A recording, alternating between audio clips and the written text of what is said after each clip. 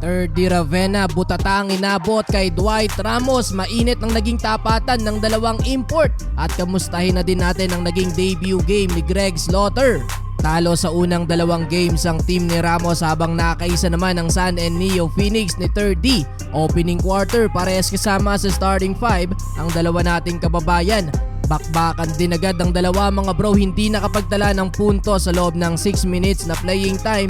Etong si Third D habang 2 points lang ang naiambag ni Ramos, pero 23-15 lamang ang Neo Phoenix. Second quarter, sabay ipinasok under 6 minutes ang dalawang Asian import mula Pilipinas. Bawian sila ng opensa. Offensive rebound mula kay Ramos sa harap mismo ni Ravenna, pero bawi agad sa kabila ng 3. Etong si Third D, patuloy ang paglobo ng lamang ng Sanen mga bro, 41-28, end of first half.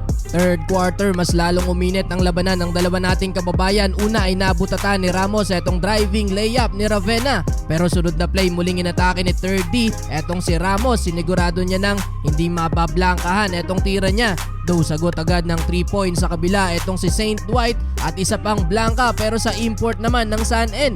Grabe ang sipag ni Ramos mga bro.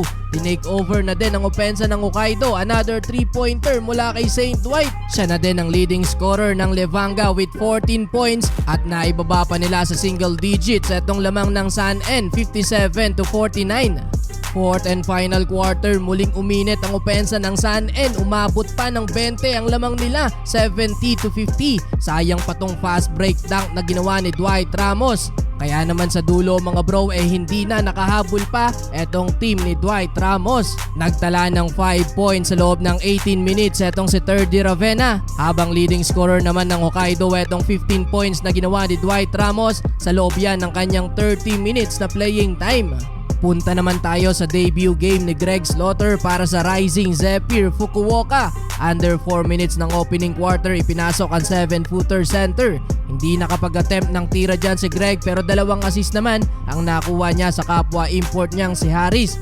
Nandun pa din yung mabagal na depensa ni Slaughter mga bro. Madali lang siyang naiiskuran ng kalaban. Higante din tong kalaban ni Greg sa ilalim mga bro. 6 minutes ang itinagal ni Slaughter sa first half with only 2 assists. Third quarter, pinag-start ang 7-footer na si Greg Slaughter. Finally, matapos hindi makapag-attempt, nakakuha na din niya ang unang puntos niya sa B-League. Galing yan sa post-up kontra sa mas maliit na bantay.